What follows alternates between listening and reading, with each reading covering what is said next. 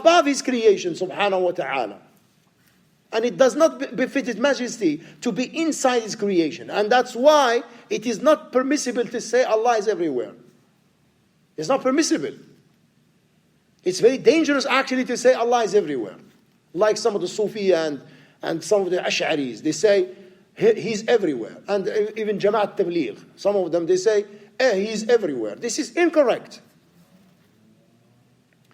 This is dangerous to say He's everywhere. Okay, what do you mean?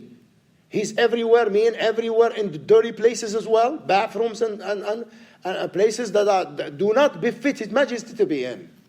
So Allah subhanahu wa ta'ala is above His creation. His knowledge is everywhere. He's aware of everything we do. But Allah subhanahu wa ta'ala is above His creation. As He said in the Quran, Ar-Rahmanu ala al-Arshi stawa. The most gracious rose over the throne in a way that befits His Majesty. Now, these innovators, because they don't want to affirm that Allah rose over the throne, they say, well, it doesn't mean that. Because they don't want to affirm it. So they say He conquered the throne.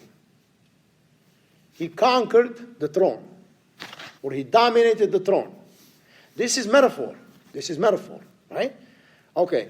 Now, we have a big problem here. We have a very big problem. Anybody knows what the problem is? Can you see what the problem is? You don't see it. Do you see it or you don't see it? Huh? This metaphor that they use. They change the wording. Okay, that's one. And they don't have a proof and evidence to do that. That's number one. Number two, which is more dangerous than that. More dangerous than that. What is it? Changing the word of Allah subhanahu wa ta'ala.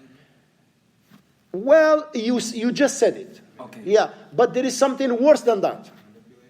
Huh? No. You don't see it. Not believing in what was revealed? No, not that. Because if that's the case, they would have been kuffar by now. They're not kuffar. They are misguided. None of the scholars, they took them out of the fold of Islam. None of our scholars. Because why? Because they are muta'awwila. Muta'awwila are those who seek interpretation. You understand? So what about them changing the metaphor and trying to make it the reality? They don't want to affirm the reality that Allah rose over the throne. They said if we do, it would necessitate that He will have a body. And we will liken Him to His creation. You understand? But as Shaykh Al-Abbad, Hafidahullah, he said that he said their similitude is like someone who ran away from the heat of the desert and he fell into the fire. Okay, do you understand what he meant by what he meant by that when he said that? You don't see it, do you? He ran away from the heat of it. Okay, he's talking about these innovators. They ran away from something that was dangerous into something more dangerous. That was more dangerous. Okay, yes. How is that? What is he talking about? You don't see it. No, I don't know. Okay, I'm going to explain it to you. Okay, now pay attention. When these innovators say, for example, I don't want to confuse you, let's just stick to Ar-Rahman ala al-Arsh istawa. The most gracious rose over the throne in a way that befits His Majesty. طيب. They say no, you cannot say he rose over the throne, because if you do, you will confine Him to a place, plus you will liken Him to His creation. You understand?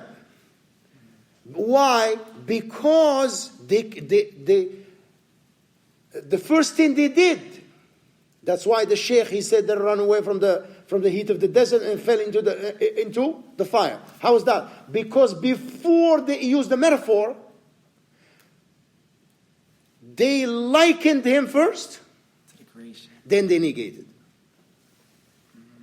You understand? They likened Him, then they negated. Okay. They likened Him because this Ahl al-Bid'ah, these people of innovation, the way they look at those attributes, they look at those attributes like the attributes of the creation. You understand? Right. Like, for example, a human being, they speak. But is the speech of a human the same as the speech of Allah? No. No. Shaykh Al-Uthaymeen, he said that the elephant has feet, right? And hands. Or he said also the ant has feet and hands. And hands. Is it the same? Not the same. If this is the case when it comes to the creation, what about the Creator subhanahu wa ta'ala? You see, now they run away from likening him to his creation, and they fell in something worse than that, which is negating.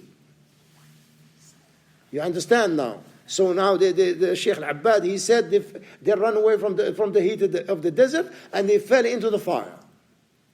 You see? Now, going back to their misinterpretation by using metaphor, and they say he conquered the throne. First of all, as the brother Naeem said, they changed the word. Because Allah did not say he dominated the throne. He said he rose over the throne.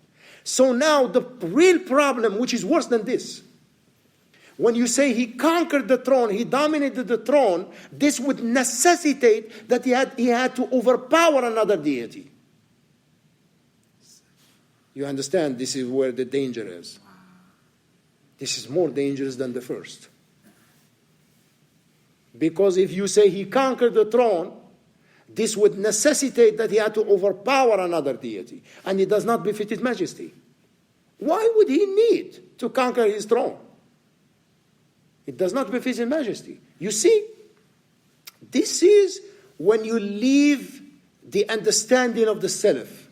You leave the understanding of Prophet ﷺ and the Sahaba and the Tabi'een, and you follow after your own intellect, your rationalistic reasoning.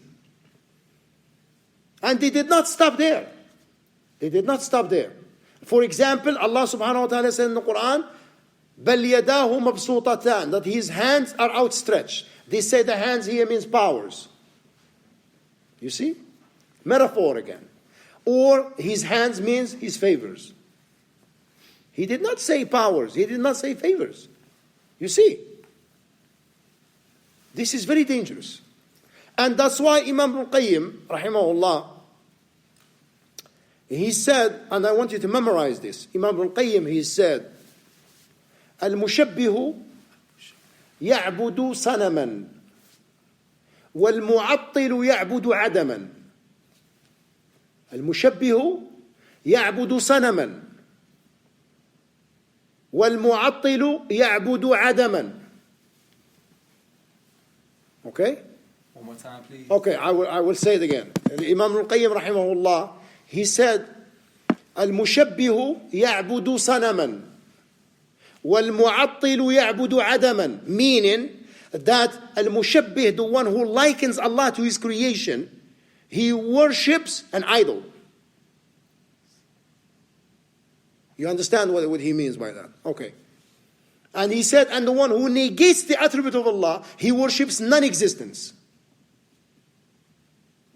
Okay? You understand? So I need to explain. It seems like you're confused. Okay. That's why you need somebody with knowledge to explain. Because people, they read books and they don't understand it. Okay, now, the one who likens Allah to his creation, where does it come? All these things that he's doing, all this analogy that Allah is like this and that, where does it come from? The Greek. From his intellect, right? From his rationalistic thinking, rationalistic reasoning, right? So he is basically worshipping what? An idol. Because everything that he's imagining Allah is not like what he's imagining. You understand now? Okay, let's go to the second one. Al-Mu'attil, the one who negates, he does not affirm.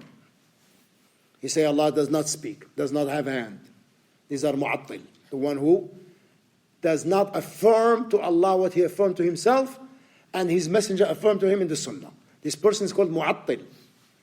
He negates the attribute of Allah. He does not affirm them. So he worships non-existence.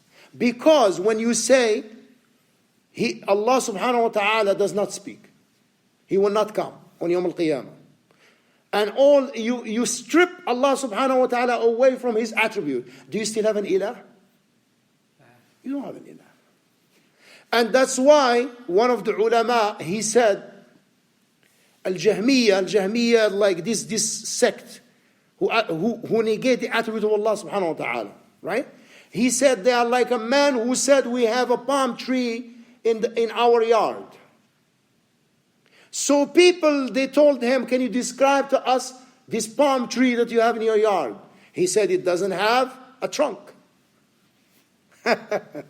It doesn't have branches. It doesn't have any fruit, nothing. Then the people told him in the end, you know what? You don't have a tree.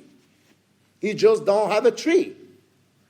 You see. Now, when you say that your Lord does not speak, your Lord doesn't have a hand, doesn't have a face, and you don't affirm to Allah what He affirmed to Himself in the Quran and the Hadith, and the sound Hadith upon the tongue of His Messenger Muhammad sallallahu alaihi wasallam, then you are what? تعبد ماذا? صنما عدما. You worship non-existence. Because there is nothing to worship. What do you have to worship? Nothing. You see, this is the danger of both of them. The one who likens Allah to His creation is a kafir. He's a kafir, wal-'iyadu billah. So this is tamthil and ta'til. Tamthil is when someone likens Allah to His creation. And ta'til, the one who negates, wal-'iyadu billah. We ask Allah subhanahu wa ta'ala to protect all of us on that. Alhamdulillah Rabbil Alameen. Sallallahu ala Muhammad wa alihi wa sahbihi wa sallam.